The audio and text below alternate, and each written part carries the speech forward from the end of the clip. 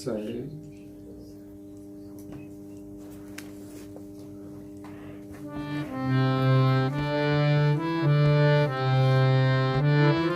ઉપાસક બિનો સકે કારજ કબો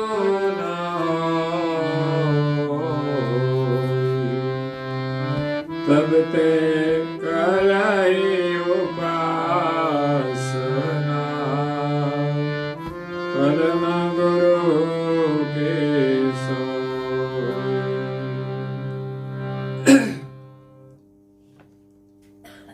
પ્રેમી ભક્તજનો, જ્ઞાન સંપ્રદાયના દિવ્ય સ્થાપક, અનંત બ્રહ્માંડાધીશ, વિશ્વ નિયંતા, સકર્તા સત કૈવલના પરમ વિશેષ અંશ, સકર્તા સિદ્ધાંતનું પ્રતિપાદન કરનાર, અનંત અંશોના તારણહાર, કૈવલ ધર્મ ધુરંધર, મહાન સમર્થ, પરમ શ્રેષ્ઠ, પરમ વિભૂતિવાન, પરમ દયાળુ, પરમ કૃપા નિધિ, સર્વજ્ઞ દિવ્ય પરમ ગુરુ શ્રીમદ કરુણા સાગર મહારાજ શ્રીના કૃપાપાત્ર પૂજ્ય શ્રી અચરતબા સ્વરચિત અચરત સાગર ગ્રંથને વિશે ઉપાસનાનો મહિમા સમજાવતા કહે છે કે ઉપાસક બેનું અંશ કે કારજ કબૂ ન હોય। આ જગતની અંદર ઉપાસના કર્યા વિના આપણું કલ્યાણ થઈ શકતું નથી। એટલે પ્રત્યેક મનુષ્ય ઉપાસના કરવી જોઈએ। દિવ્ય પરમ ગુરુએ હસ્તા લેવા ગ્રંથને વિશે પણ કહ્યું છે કે બિન ઉપાસના દાસ ના નીપજે, દાસ વિના અતિહાસ નાહી, હાસ વિના અવિકાસ ન પાઈએ, બિન અવિકાસ પ્રકાશ કાહી। આપણા જીવનમાં અનુભવનો પ્રકાશ કરવો હોય તો સૌ પ્રથમ ઉપાસના કર્યા વિના એ થઈ શકવાનું નથી। બિન ઉપાસના દાસ ન નીપજે। આપણે પરિવારમાં પણ જોઈએ છે, સમાજમાં પણ જોઈએ છે કે જેના ઘરમાં ઉપાસના ન હોય, ભક્તિ ન હોય, પ્રાર્થના ન હોય, એનામાં દાસ ભાવ નથી હોતો, નમ્રતા નથી હોતી। અને જ્યાં દાસ ભાવ કે નમ્રતા ન હોય એ ઘરમાં શાંતિ પણ રહી શકતી નથી। એટલે ઉપાસનાથી આપણને ઘરમાં શાંતિ પણ મળે છે અને સાથે સાથે આપણું કલ્યાણ પણ થાય છે। વિનમ્ર સ્વભાવ બધાને ગમે છે। આપણે કહીએ એમ કોઈ પ્રેમથી કરે તો આપણને ગમે, આપણને કોઈ પૂછીને કરે તો પણ ગમે, અને આપણી સાથે પ્રેમથી વાતચીત કરે, નમ્રતાથી વાત કરે એ આપણને ગમે છે। પણ એ નમ્રતા, પ્રેમ એ બધું ક્યાં દુકાને મળે છે ખરું? તમારા ગામમાં મળતું હોય તો ખબર નહીં, પણ હજુ સુધી તો ક્યાંય મળતું નથી। એટલે એ આપણા ઘરમાં જ આપણને મળી શકે છે। ઉપાસના કરવાથી, પ્રાર્થના કરવાથી, સેવા કરવાથી, ભક્તિ કરવાથી આપણને દાસાતન ભાવ મળે છે। જે મહાપુરુષો થઈ ગયા એના જીવનમાં કેટલો દાસ ભાવ હતો, કેટલો સમર્પણ ભાવ હતો, કેટલો સેવા ભાવ હતો। પરિવારમાં પણ દરેકની આપણે સેવા કરીએ। આપણે ઘરમાં કે હુકમ નથી ચલાવવાનો કે પરિવારના દરેક સભ્યોની સેવા કરવાની ભાવના હોવી જોઈએ। અને સેવા ભાવ હોય તો દરેક પરિવારના સભ્યોનો આપણા પ્રત્યે પ્રેમ જોડાય છે. એમનામાં પણ સેવાભાવ હોય, આપણામાં પણ સેવાભાવ હોય, સેવાનું આદાન પ્રદાન થાય અને એકબીજા પ્રત્યે સ્નેહ જે જળવાય એ જ જીવનનો સાચો આનંદ છે. એટલે ઉપાસના કર્યા વિના દાસ ભાવ નહીં આવે. પ્રભુને આપણે વંદન કરીએ છીએ તો એ સંસ્કાર છે, આપણામાં નમ્રતા આવે છે. જો પ્રભુની સેવા કરીએ, પ્રભુની વંદના કરીએ તો ઘરમાં વડીલોનો પણ આદર કરીશું. નહીં તો નવી પેઢી કે જે ઘરમાં સંસ્કાર ન હોય એવા બાળકો મા બાપને પગે લાગતા પણ શરમાતા હોય છે. આપણે ત્યાં જૂના સમયની અંદર તો પગે લાગવાની પરંપરા હતી કે ઘરમાં પુત્ર વધુ આવે તો એ પણ સાસુ સસરાને પગે લાગે, એવા સંસ્કાર હતા. પણ હવે તો પગે લગાડતા હશે કદાચ કે સાસુમાં બે હાથ જોડીને કે, અને કાં તો ઘરમાં કશું બોલાય નહીં. ઘરમાં જેટલો વડીલોનો આદર થાય એટલી જ એમની કૃપા અને આશીર્વાદ આપણને મળે છે અને આપણું જીવન સુખી થાય છે. કોઈ મનની ઈચ્છા પ્રમાણે જીવવાથી સુખી થતા નથી. કોઈ ધન વૈભવથી સુખી થતા નથી. પણ આપણે ત્યાં જે પરિવારનો સ્નેહ છે, એનો જે સંબંધ છે, એનો આદર થાય અને એકબીજાનો પ્રેમ મળે, એ જ સાચું સુખ છે. એટલે નમ્રતા માટે આપણે ગુરુ મહારાજના શરણમાં વંદના કરીએ છીએ અને પરિવારની અંદર જે વડીલો હોય એમને પણ આપણે વંદન કરીએ છીએ.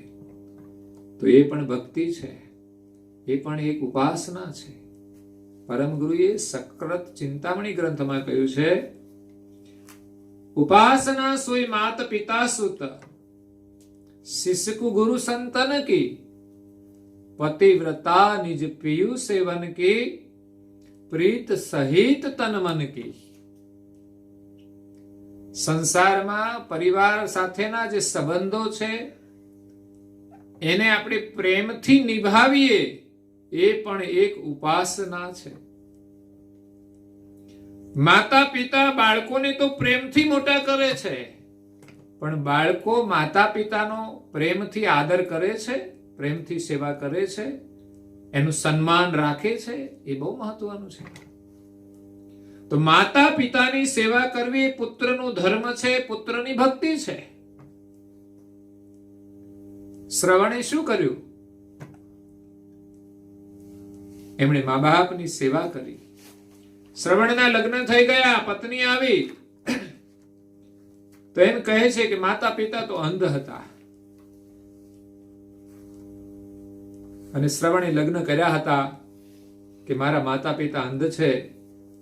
લગ્ન પછી જે પત્ની આવે એ મા બાપની સેવા કરે, એને પ્રેમથી ખવડાવે. પણ પત્ની આવીને એમ કે છે કે તમારા માતા પિતાને કૂવામાં નાખો અને મને પાટે બેસાડો, મારી આરતી કરો. માતા પિતાને કૂવામાં નાખીને કરવાનું શું? જેમણે જન્મ આપ્યો છે, મા બાપ તો આપણા પ્રથમ ઈશ્વર છે, પ્રથમ ગુરુ છે, પ્રથમ દેવ છે. જન્મથી માંડીને મોટા થઈએ છીએ ત્યાં સુધી માતા પિતાનું જે યોગદાન છે એનો વિચાર કરવો જોઈએ. જો એમાં આપણે સફળ ન થઈએ તો ભગવાનની ભક્તિમાં ક્યારેય સફળ ન થઈ શકીએ. જેમનો આપણા ઉપર ઉપકાર છે એનો બદલો આપણે ન આપી શકીએ તો પરમેશ્વરનો બદલો તો આપણે શું આપી શકવાના છીએ? પરમેશ્વર માટે તો આપણું સર્વસ્વ અર્પણ કરવાનું છે. આપણું અભિમાન પણ છોડી દેવાનું છે. જ્યાં હુંપણાનો ભાવ ચાલતો નથી અને ઘરમાં નડે છે ને તો આ જ નડે છે. હું પદ જે છે એ અહંકાર વધારે ટકરાય છે. દરેકને એમ છે કે હું કહું એમ થાય, મારું બધા જ માને, એવો આગ્રહ રાખે છે. પણ ખરેખર એવું જીવન જીવવું જોઈએ કે તમે કહો અને તમે કરો એમ બધા જ કરે. મહાપુરુષે એ કર્યું, એને કહ્યું નહીં, એને આગ્રહ નથી રાખ્યો કે હું કહું એમ અને હું કરું એમ બધા કરે, પણ એમણે એવું જીવન જીવ્યા કે એમણે કહ્યું એમ પણ આખી દુનિયા કરે છે, અને એમણે જે કર્યું છે એમ પણ આખી દુનિયા કરે છે. પણ પરિવારમાં ઉલટી સમસ્યાઓ હોય છે, દુરાગ્રહ હોય છે. હા, આપણું ઉત્તમ આચરણ હશે તો આપણે કહેવું પણ નહીં પડે કે હું કહું એમ કરો, બધા જ કરશે. એટલે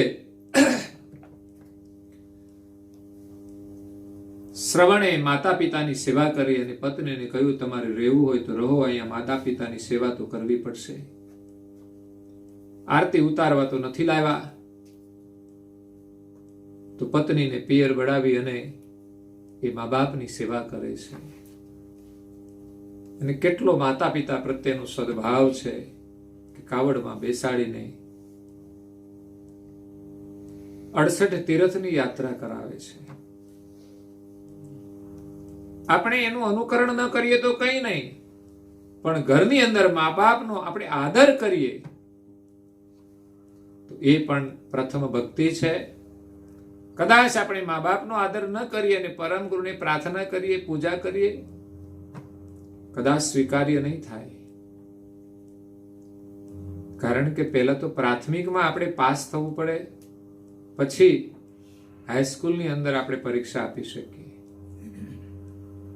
ત્યારે ગુરુ મહારાજની કસોટી તો બહુ અઘરી છે, એમ કાચા પોચાનું કામ નથી. જો મા બાપની સેવા ઘરમાં ન કરી શકીએ તો પડોશીની કરવાના છીએ આપણે.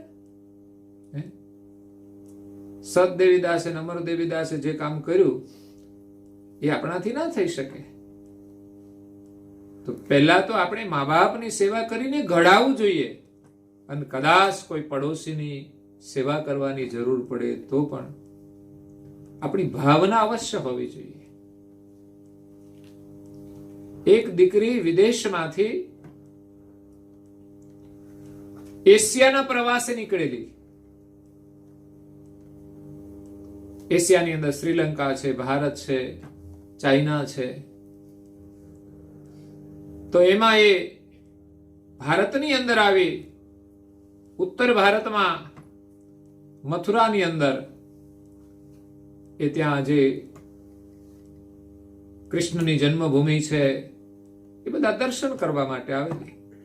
કારણ કે ભારતની સંસ્કૃતિનો મહિમા વિદેશોની અંદર પણ છે, અને વિદેશી પર્યટકો અહીંયા આવતા હોય છે. આપણે ફરવા જઈએ ત્યારે ઘણા વિદેશી પરિવારો આ ભારતની સંસ્કૃતિના દર્શન કરવા માટે આવે છે. એમ આ દીકરીની ઉંમર હતી 22 વર્ષની.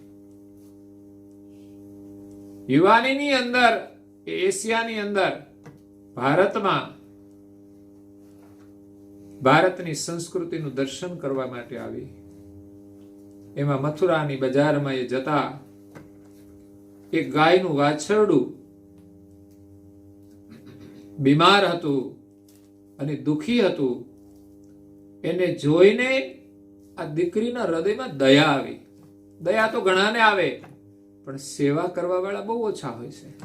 તો દુખીને જોઈને દયા આવે. આપણે બજારમાંથી નીકળીએ, કોઈ અપંગ ગાય હોય, કોઈ દુખી ગાય હોય, અને આપણે જોઈએ તો દયા આવે, પણ સેવા કોણ કરે એની? ઘરમાં માતા પિતા દુખી હોય, દયા આવે, પણ સેવા કરવાનો ભાવ હોવો જોઈએ. આ દીકરી એ વાછરડાની સેવા કરવા લાગી જાય છે. ફરવાનું એક બાજુ મૂકી દીધું. આપણે આશ્ચર્ય થાય એવો આ પ્રસંગ છે, વાસ્તવિક છે. આજે એ છોકરી હાલમાં ભારતની અંદર છે, પણ હવે છોકરી નથી રહી. હવે તો એક ઉંમરલાયક સાધ્વી બની ગઈ છે. એ સેવાના કાર્યે એના જીવનમાં કેટલું અદ્ભુત પરિવર્તન લાવી દીધું. ત્યારે આપણને એમ થાય કે વિદેશી કલ્ચર ક્યાં અને ભારતમાં આવીને એક કાર્ય એના જીવનને બદલી નાખ્યું અને વાસ્તવિક જીવનમાં એણે ભક્તિ કરી. એને અંતરમાં થયું કે આ વાછરડાનું કોણ, તો એની સેવા કરવા માટે એને યોગ્ય સ્થાને લઈ જાય છે.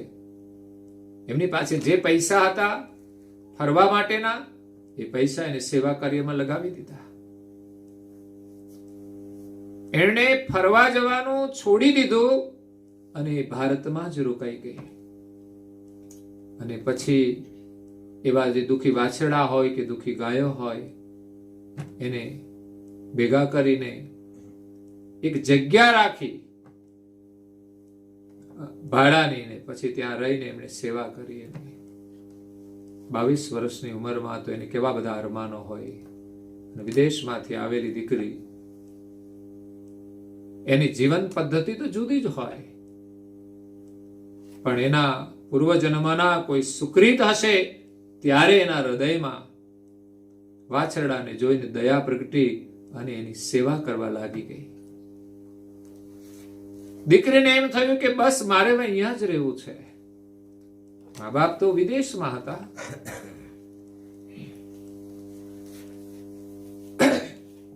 એમણે તો દીકરીને બહુ આગ્રહ કર્યો કે ત્યાં તારાથી એકલા ના રહેવાય, તું અહીંયા આવતી રહે.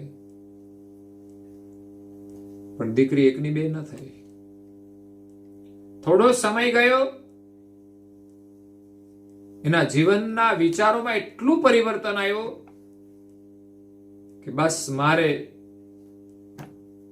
સાધુ દીક્ષા લેવી છે. એને કોઈ સંત મળી ગયા, એનું અંતર મન ત્યાં સ્થિર થયું. એમની પાસેથી એમણે સાધુ દીક્ષા લઈ અને ત્યાગી જીવન શરૂ કર્યું. અહીંયા જે આપણા ધર્મસ્થાનો છે એ પણ બહુ પ્રેરણારૂપ છે.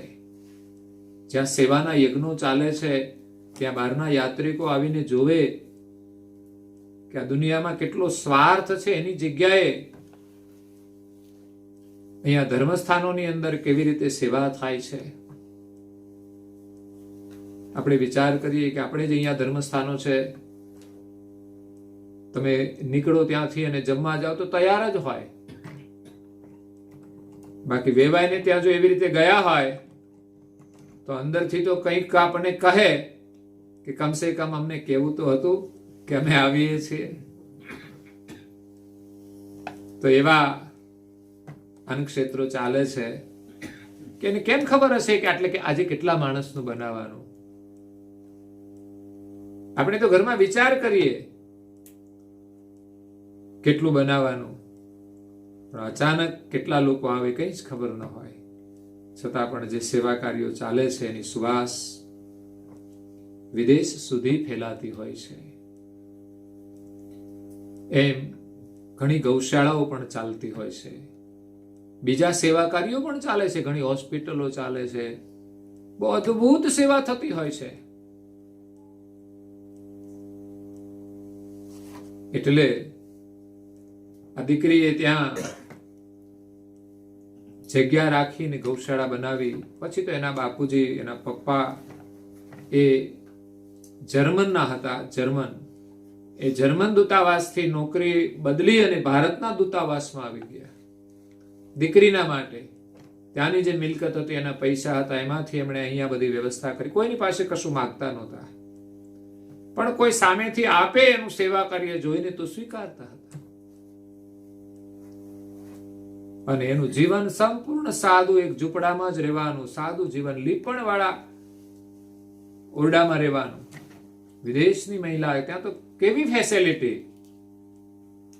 તો આ વિચારોથી કેવું જીવનમાં પરિવર્તન આવી જાય છે. અને આપણે ઘરમાં લડતા હોઈએ તો વિચારવું જોઈએ એક વ્યક્તિ વિદેશમાંથી આવીને પોતાનું કેવું જીવન જીવે છે અને જીવનમાં કેવો સેવાનો લાભ લે છે, જીવનમાં કેવો આનંદ માણે છે.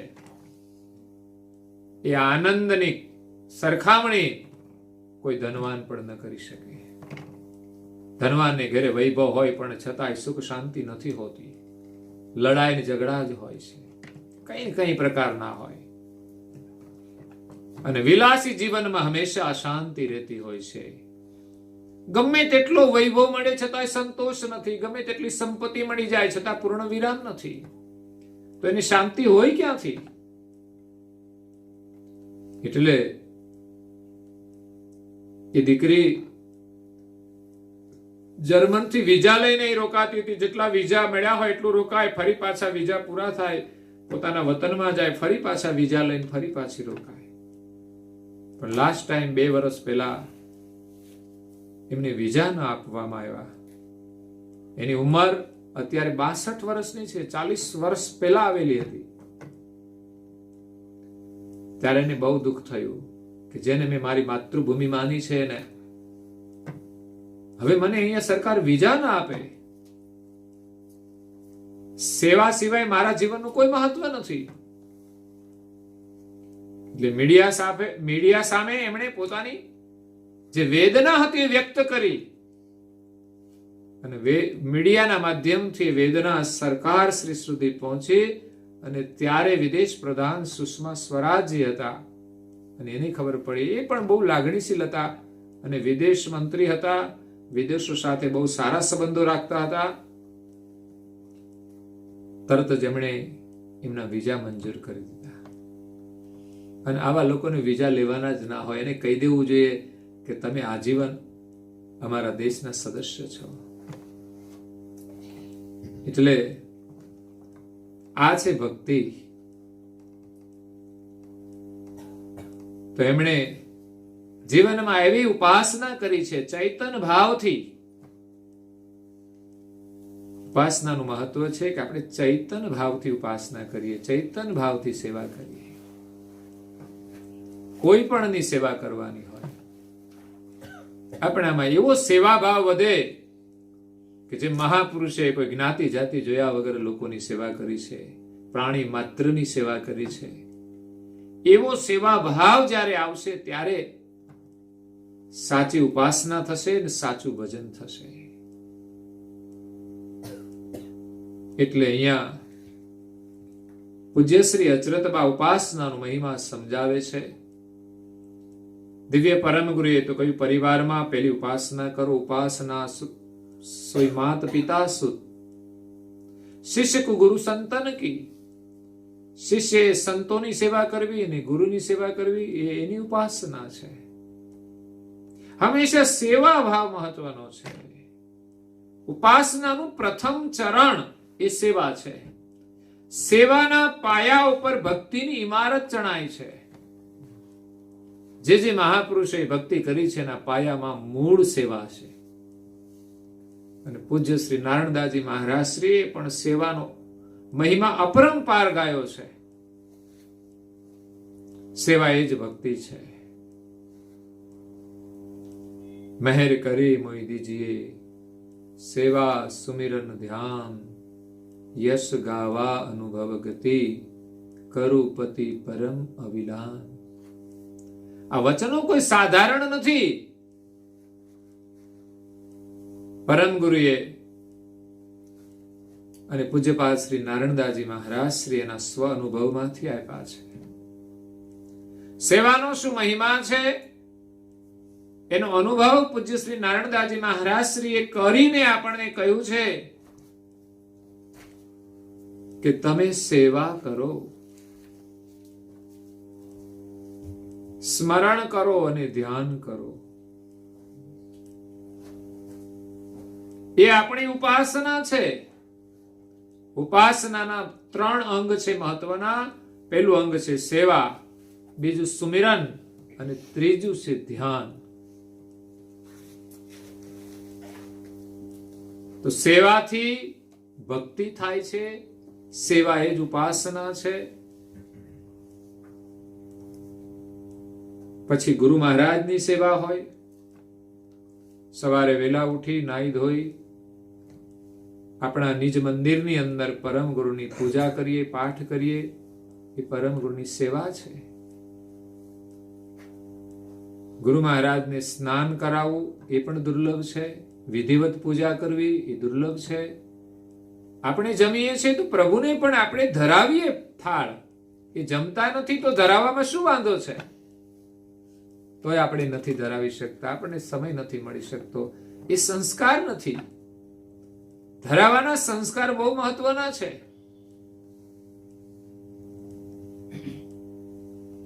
એટલે આપણા ઘરની અંદર ભોજન તૈયાર થાય એટલે પ્રથમ પરમ ગુરુને ધરાવીને પછી આપણા બધા પરિવારના સભ્યોએ એક પ્રસાદીના રૂપમાં ગ્રહણ કરવું જોઈએ. પ્રસાદના રૂપમાં ગ્રહણ કરેલું જો અન્ન છે એ સંસ્કારિત બની જાય છે, એ આપણા શરીરમાં જાય તો તનની અંદર પણ સેવાના સંસ્કાર આવે, મનની અંદર સુમિરનના સંસ્કાર આવે. એટલે પરમ ગુરુની સેવા આપણે પ્રેમથી કરવી જોઈએ. સેવા કરવાથી સ્મરણનો ઉદય થાય છે. સેવાના બીજમાંથી જ સ્મરણ અંકુરિત થાય છે. સ્મરણનો પાયો એ સેવા છે. સેવા વગર સ્મરણ ટકશે નહીં. અને સેવાની અંદર જે સ્મરણ થાય છે નિરંતર થાય છે. સેવા સાથે સ્મરણ જોડાયેલું છે. તમે સેવા કરશો, તમારે સ્મરણ કરવું નહીં પડે. સેવા ભાવની અંદર જ પરમેશ્વરનું સ્મરણ સમાયેલું છે. સેવાનો જે ભાવ છે એ જ પરમેશ્વરનું સ્મરણ છે. પછી આપણને ગુરુ મહારાજે કૈવલ્ય મંત્ર આપ્યો છે, તો સેવા કરતા કરતા કૈવલનું સ્મરણ નિરંતર થયા કરશે. કૈવલની સ્મૃતિ રહેશે. કદાચ ઉચ્ચારણ કરો તો ભલે, ન કરો તો પણ મનથી પણ સ્મરણ થાય છે. પણ ઘણી વાર મનથી ચલાવી ના લેતા હો, નહીં તો કે મારા મનમાં તો ચાલુ જ હોય. ભગવાન જાણે હું ચાલુ હોય. પ્રમાણિત તો વ્યવહારમાં આવતું જ હોય છે કે જેના મનમાં સ્મરણ જ ચાલતું હોય એના વ્યવહારમાં આચરણમાં દેખાતું જ હોય છે. એટલે નિરંતર સ્મરણની ભૂમિકા એ કોઈ સામાન્ય નથી. જેનું જીવન સંપૂર્ણ સેવામય બની જાય એના મનમાં જ નિરંતર સ્મરણ ચાલે, એને ઉચ્ચારણ કરવું ન પડે. પણ આપણે બીડીઓ ફૂંકતા હોય ને પછી આપણે કે મારા મનમાં તો સ્મરણ ચાલુ જ હોય. કાં તો મસાલા છોડતા હોય, મસળ મસળ મસળ, એટલો બધો સરસ કેળવીને જ ખાય, એમને તો ખાય નહીં. વિચાર કરો. આપણામાં વિવેક તો હોવો જોઈએ. આદતો જે પડી ગઈ હોય એને આપણે કાઢવી જોઈએ. એટલે જ્ઞાન મળે, સત્સંગ મળે, પછી આપણામાં વિવેક આવવું જોઈએ. અને પ્રયાસ કરશો તો ચોક્કસ એમાંથી છુટકારો મળશે જ. જો આમાંથી છુટકારો નહીં મળે તો પછી માયામાંથી તો કેવી રીતે છૂટીશું? માયાએ તો બધી બાજુથી આપણને પકડ્યા છે. તો એ માયાના બંધનમાંથી છૂટવું હોય તો પ્રથમ તો આવા નાના બંધનોમાંથી છૂટવું જોઈએ. અને પરમ ગુરુની સેવા કરશો ને પ્રાર્થના કરશો ને પ્રયાસ કરશો તો અવશ્ય છુટકારો મળશે. પણ આપણી પાસે શક્તિ હોવી જોઈએ, સેવાની, સ્મરણની, પ્રાર્થનાની. તો ચોક્કસ આપણે આ વ્યસનના બંધનમાંથી છૂટી શકીએ છીએ. એટલે ઉપાસનાનો એ લાભ છે કે ઉપાસનાથી તમારામાં આધ્યાત્મિક શક્તિ આવે છે, આધ્યાત્મિક બળ આવે છે, તમારા વિચારો આધ્યાત્મિક બને છે, તમારું જીવન સેવામય બને છે. પછી ત્યાં વ્યસનો બહુ ટકશે જ નહીં. પછી વ્યસન પ્રત્યે તમને ભીતરમાંથી અરુચિ આવશે કે આ તો ના ખવાય. સંકોચ પણ થશે કારણ કે આ તો સારું કામ ના કહેવાય. પણ અત્યારે તો લોકો બિંદાસ આચરણ કરતા હોય છે. ધુમાડા કાઢવા હોય તો કોઈ જોવાનું જ નહીં, આજુબાજુ કોઈ જોવે છે કે નહીં. ઘરમાં એ લોકો એનાથી કંટાળી જતા હોય, પણ હવે ઘરના સભ્યો હોય એટલે શું કરે? ખરેખર આપણા મનમાં વિચાર આવવો જોઈએ કે આપણા વ્યવહારથી કોઈની તકલીફ તો નથી ને? આપણો વ્યવહાર બધાને ગમે છે? આપણો વ્યવહાર ઉચિત છે? તો ઘણા ધૂમ્રપાન કરતા હોય એમને કહું કે ભાઈ તમે આ છોડી દો. તો કે ના, આ તો ના છૂટે. પાછા એવું કે અમને ખાવાનું ન મળે તો ચાલે, પણ આના વગર ચાલે. અઠવાડિયે તો ઉપવાસ કરી જુઓ અને બીડીથી જીવી જુઓ તમે, તો તમને ખબર પડશે. તમે અન્ન ખાઓ છો એટલે જ તમે જીવો છો, અને તમે એમ માનો છો કે આનાથી અમે જીવીએ છીએ, કે આના વગર ન ચાલે. તમારી ભ્રાંતિ છે. અન્ન વગર કોઈને ન ચાલે એ માનવા જેવી વાત છે, પણ વ્યસન વગર તો કેટલાય લોકો જીવી રહ્યા છે. આપણા માટે પ્રેરણારૂપ છે. અને ઘણા વ્યસનનું સેવન કરતા હોય એમને છોડી પણ દીધા છે. અને એક વ્યસન નહીં, ઘણા બધા પ્રકારના વ્યસન છે. જેને જે પ્રકારનું વ્યસન હોય એમાંથી છૂટીને આપણું મન પરમ ગુરુમાં લગાવવું જોઈએ. જેવી પ્રીતિ વ્યસનમાં છે એવી જ પ્રીતિ પરમ ગુરુના સ્મરણમાં થવી જોઈએ. કે બસ સ્મરણ વગર મારે નહીં ચાલે, હું પ્રાર્થના કર્યા વગર તો ભોજન જ નહીં લઉં. એવું કેમ નથી બનતું? અહીંયા ઉપાસનાની વાત છે, ત્યારે મારે તમને નિવેદન કરવું છે કે આપણે પરમ ગુરુના ઉપાસક છીએ, તો આપણા ઘરમાં પરમ ગુરુનું સ્થાપન તો હશે જ, પણ પરમ ગુરુ માત્ર દીવા અને અગરબત્તીથી પ્રસન્ન નહીં થાય. એ તો પૂજાનો ઉપચાર છે, પણ એની સાથે સાથે આપણે આપણું કંઈક અર્પણ કરવું પડશે. તો મંગલા આરતીમાં શું કહ્યું? ચિતવન ચંદન ચૈતન અર્ચન અનુભવ શંખ લિયો સમરી. ચિતવન રૂપી ચંદન તો લગાવવું પડશે ને. ચંદનથી પૂજન કરો, એ સંસ્કાર છે. પરિવારના બધા જ સભ્યો સવારમાં નાઈ ધોઈને પરમ ગુરુનું પૂજન કરવા જોઈએ. એવું નહીં ઘરમાં એક વ્યક્તિ પૂજા કરી દે,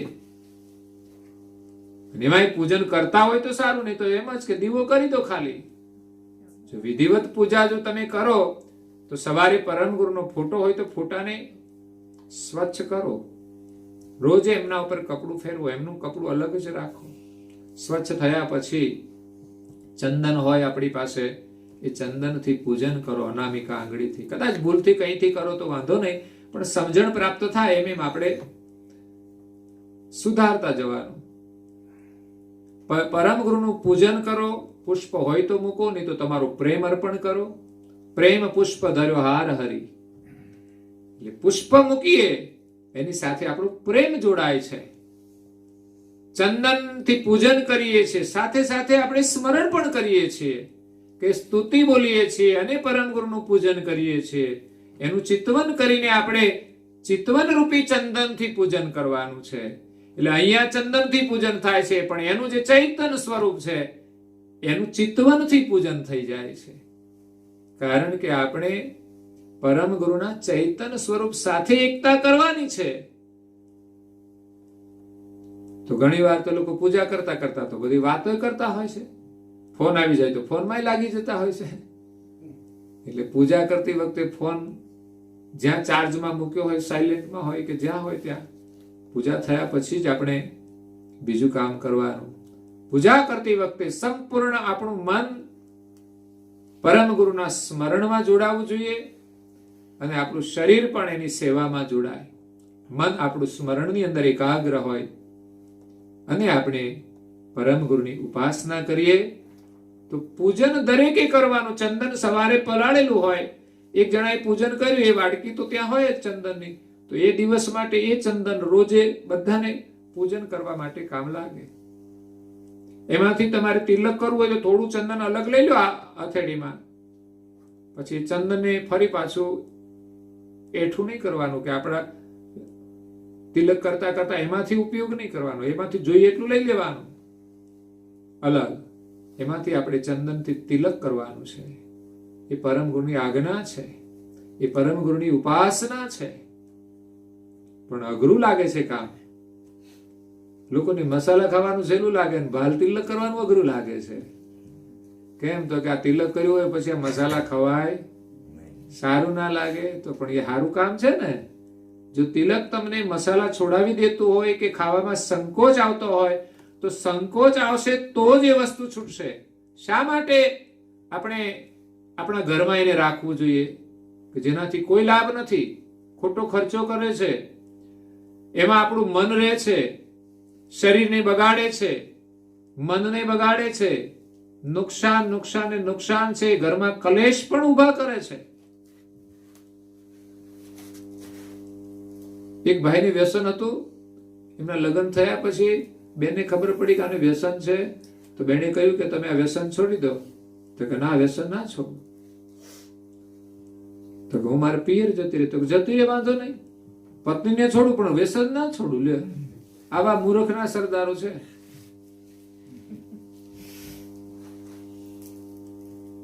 એટલે બાલ તિલક એ પરમ ગુરુની આજ્ઞા છે. પ્રથમ શરણમાં આપણે કરી શકીએ એવી આ પ્રવૃત્તિ છે, એવી આ ઉપાસના છે. પરમ ગુરુએ અંતિમ ધ્યાનની ક્રિયા પણ આપી છે.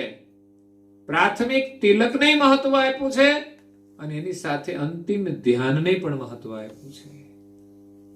તો બંનેનો સંબંધ જોડ્યો છે. તિલક અને અમર મંત્રની માળા આ પરમ ગુરુની ઉપાસનાની શરૂઆત છે. તો અહીંયા પૂજ્ય શ્રી અચરતબા કહે છે કે ઉપાસક બિનું અંશ કે કારજ કબૂ ન હોય.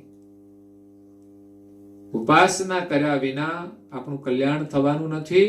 અને આ નિયમ છે, આપણે નિયમિત કરવા જોઈએ. નિયમ પૂર્વક આજ્ઞાઓ પાડવી જોઈએ. અનુકૂળતા હોય તો કરીએ, ના અનુકૂળતા હોય તો ના કરીએ, એવું નહીં. તમે બીમાર હો અને ન કરી શકો, વસ્તુ અલગ છે. બાકી આપણે સ્વસ્થ છીએ, બીજા ઘણા કામ હોય, પણ પેલા આપણો નિયમ પૂર્ણ કરી અને પછી કામ કરવાના. અગર તો આપણે કંઈક જવાનું હોય તો વહેલા ઉઠીને પણ આપણો નિયમ કરી અને પછી જ આપણા કામની શરૂઆત કરી. એટલી નિષ્ઠા તો આપણામાં હોવી જોઈએ, નહીં તો એની કૃપા આવે ક્યાંથી? એની કૃપા ક્યાંય બજારમાં મળતી નથી. એટલે એની કૃપા મેળવવા માટે આપણે નિયમ અને નિષ્ઠાથી એમની આજ્ઞાનું પાલન કરવું પડશે. જ્યારે નિષ્ઠા હોય, નિયમ પાડીએ તો ચોક્કસ એની કરુણા આપણને પ્રાપ્ત થાય છે. એટલે ભાલ તિલક પ્રથમ ચરણમાં સરળ છે, છતાં પણ લોકો નથી કરી શકતા. એ દુર્ભાગ્યની વાત છે. અને એકલું કંકુ નહીં પાછું, નહીં તો ઘણી વાર લોકો સહેલું કામ કરે છે. કેમ? તો કંકુની સળી બોલીને આમ લીટી કરી દેવાની એટલે કામ પહોંચી ગયું, તિલક થઈ ગયું. થઈ જાય છે. તમે અડધું કામ કરો છો એ સારી વાત છે કે તમારા અંતરમાં એક તિલક કરવાની ભાવના જાગી છે. એમને ધન્યવાદ આપીએ છીએ, પણ અડધું કરીએ છીએ તો આખું શા માટે ન કરીએ?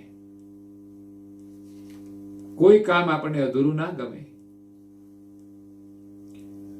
નહીં તો ઘણા અત્યારે હાફ મેરેજ કરે છે. હાફ મેરેજ પછી કાયમને માટે હાફ મેરેજ રાખો તો ના ચાલે. આખા મેરેજ શું કામ કરવા જોઈએ? તો કે હાફ એ તો હાફ જ છે ને. એટલે પરમ ગુરુની આજ્ઞા પણ આપણે પૂર્ણ પાડીએ. એટલે ભાલ તિલક પૂર્ણ કરીએ અને અમર મંત્રની માળા છે એ પણ પૂર્ણ કરવાની છે. પણ શરૂઆત એક માળાથી તો કરીએ તો આપણામાં દાસ ભાવ આવશે. સેવા પૂજા સવારમાં કરવાની, પરમ ગુરુની ઉપાસનાનો પાઠ આવે છે. આમ તો પોણા કલાકનો હોય, પણ તમે 15 મિનિટનો નિયમ તો લેજો. મંગલા આરતી, શણગાર આરતી, કરતા સ્તુતિ અને જય વિધિ. હજુ જય વિધિમાં આપણે નાપાસ થઈએ. હો, એટલે મારે તો નિયમ આપવો છે કે બધા રોજ સવારે સાંજે એક વાર જય વિધિ નથી આપણે બોલતા? કે આપણને આપણી ગુરુ પરંપરાની જય વિધિની ખબર નથી? તો આપણને પરિવારમાં બધા સભ્યોને આવડવું જોઈએ. જ્યાં આપણે ગંભીરતા નથી લેતા. મારી પાસે નાના નાના બાળકો છે, જોયા વગર જય વિધિ બોલે છે, તો મોટા લોકોને સંકોચ થવો જોઈએ કે આપણે કેટલા સમયથી આ સંપ્રદાયમાં છીએ, કેટલા વર્ષ થઈ ગયા કંઠી બંધાવી છે. જ્યારે નાના બાળકને તો કંઠીની ખબર પણ નથી, છતાં પણ એ મંદિરમાં આવે છે, તિલક કરે છે, જય વિધિ બોલે છે. તો આમાંથી આપણે પ્રેરણા લેવી જોઈએ કે એક બાળક જો કરતો હોય, એની પાસે આટલી સમજણ હોય, તો આપણે તો ઘણા મોટા છીએ. એટલે ભક્તિની માત્ર વાતો કરવાથી કામ નહીં થાય, પણ આચરણ માટેની આપણી તૈયારી હોવી જોઈએ. આ સંસ્કાર છે. અને શણગાર પણ છે. જેમ આપણે ત્યાં સામાજિક સંસ્કાર હોય છે, પત્નીના શણગાર હોય, સંસ્કાર હોય, અને એના શણગાર પણ હોય. એ શણગાર પહેરે તો એની શોભામાં વધારો થાય છે, અને એમાં સંસ્કાર હોય તો એ શોભે છે.